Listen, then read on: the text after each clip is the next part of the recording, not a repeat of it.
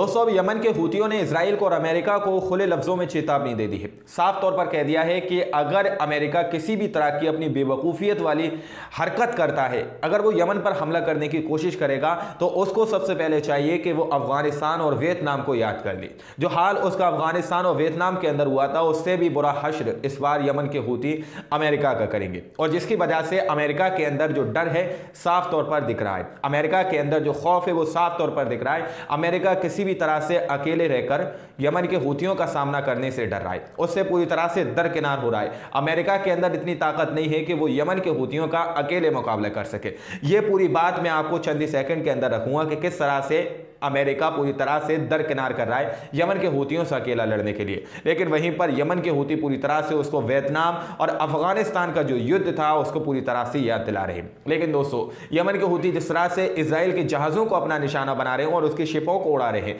वहीं पर अब यमन के हूतियों ने गाजा के अंदर घुसकर जो इजराइल के जो कब्जे की वाली जगह है उसको समाप्त करने की और आज़ाद कराने की बात कही है। उन्होंने साफ तौर पर बड़ी बात कही है कि हम फिलिस्तीनियों से अगर हमारी सीमा मिलती होती तो फिर हम पूरी तरह से कब्जे वाली जगह को आज़ाद करा देते। यानी कि जो फिलिस्तीन के अंदर इजराइल के लोगों ने जो जगह को कब्जा किया हुआ है, हम उस जगह को आज़ाद करा देते और ज़मीन के रास्ते से गाजा में प्रवेश करते। अगर हमारी सीमा, यमन के हूती बोल रहे हैं कि अगर हमारी सीमा फिलिस्तीन के साथ होती तो हम कब्जे वाली जगहों को समाप्त कर देते और आज़ाद करा देते और ज़मीन वाले रास्ते से गाजा के अंदर प्रवेश करते। और साफ तौर पर यहाँ पर इस बात का संदेश दिया जा रहा है कि जो गाजा के अंदर लोग मौजूद हैं, हमास के लड़ाके जो मौजूद हैं, उनके संग इजराइल के खिलाफ ये लोग लड़ते। यमन के हूती उस जगह को पूरी तरह से खाली कराते जो इजराइल ने पूरी तरह से उस पर कब्जा किया हुआ है। यमन के हूतियों ने ये बड़ी बात कही है जिससे इजराइल को एक और बड़ा झटका मिला है,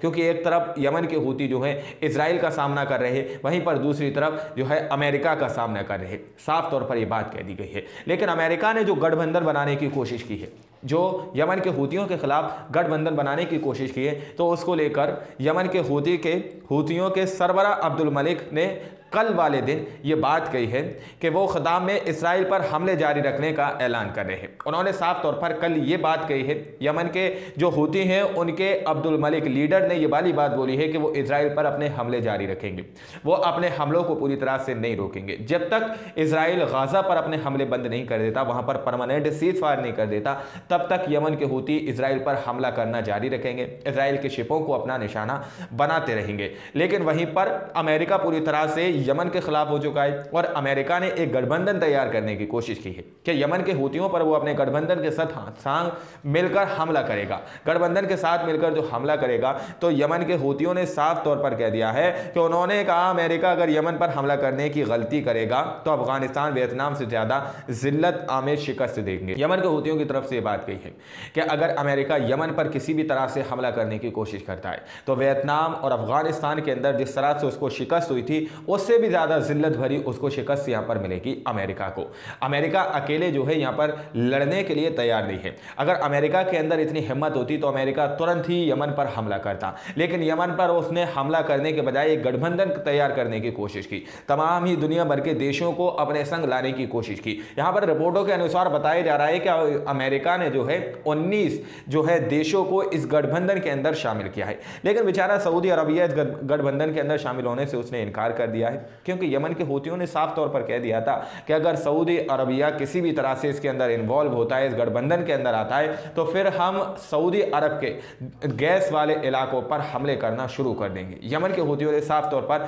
खुली चेतावनी सऊदी अरबिया को यह दे दी थी, इसलिए सऊदी अरबिया ने इस चीज को दरकिनार कर दिया और इस जो प्रस्ताव अमेरिका ने उसके सामने रखा था उसको पूरी तरह से खारिज कर दिया, रिजेक्ट कर दिया कि हम तुम्हारे गठबंधन में नहीं आएंगे। लेकिन अमेरिका के साथ बहुत सारे देश आ चुके हैं जो यमन पर हमला करने की बात कर रहे हैं। तो साफ तौर पर यमन के हूती की तरफ से बात कह दी गई है कि अगर अमेरिका किसी भी तरह से यमन पर हमला करेगा तो उसको अफगानिस्तान और वियतनाम से ज्यादा जिल्लत आमेज शिकस्त यहां पर दी जाएगी, उसको हराया जाएगा। और वहीं पर यमन के हूतियों ने साफ तौर पर बात कह दी है कि अमेरिका जो है यमन पर हमला करने की बात कह रहा है कि हम यमन पर हमला करेंगे, क्योंकि यमन इजराइल पर हमला कर रहा है और इजराइल जो है गाजा पर हमला कर रहा है। यानी कि यमन के हूतियों ने साफ तौर पर कह दी है कि उन्होंने कहा, यानी यमन के हूतियों ने कहा है कि हम मजलूमों की मदद मदद कर रहे हैं, फ़लस्तीनियों की मदद कर रहे हैं और ये मदद हम जारी रखेंगे, चाहे फिर अमेरिका हमारे ऊपर हमला कर दे। यमन के हूतियों की तरफ से ये बात साफ तौर पर क्लियर तौर पर कह दी गई कि चाहे अमेरिका हमारे ऊपर हमला कर दे, लेकिन हम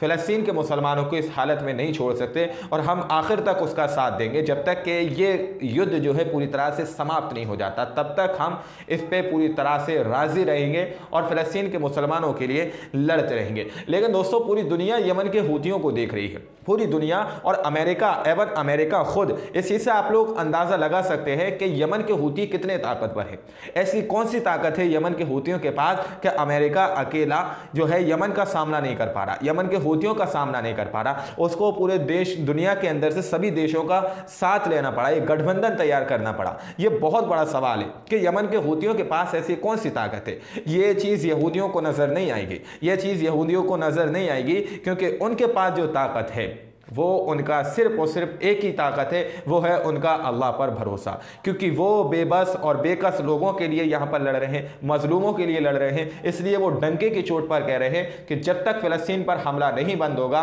तब तक हम इजराइल पर हमला करते रहेंगे, और अगर अमेरिका हमारे ऊपर हमला करता है तो फिर इस चीज़ का बदला जो है अमेरिका खुद देख लेगा। वहीं पर यमन के हूतियों ने बड़ी बात कह दी है कि पूरी उम्मत मुस्लिमा जो है गज़ा के लोगों की मदद करे, गज़ा के मुसलमानों की मदद करे, क्योंकि इजराइल पूरी तरह से अपनी पूरी ताकत के संग पूरी यहूदी कौम मिलकर गज़ा को ख़त्म करने की कोशिश कर रही है, गज़ा को अपने शिकस्त में, अपने हाथ में शिकंजे में कसने की कोशिश कर रही है। तो यमन के हूतियों ने ये बड़ी बात कह दी है कि उन्होंने साफ तौर पर कहा है कि गज़ा के मुसलमानों के लिए पूरी उम्मत मुस्लिमा जो है उनकी मदद करने की कोशिश करे और उनकी मदद करे। और लास्ट में उन्होंने बड़ी बात कह दी कि यमन के हूतियों ने साफ तौर पर कह दिया कि इजराइल के पास जाने वाले हर एक जहाज़ को निशाना बनाया जाएगा, चाहे वो अमेरिका की तरफ से भेजा गया जहाज़ हो, चाहे किसी भी दूसरे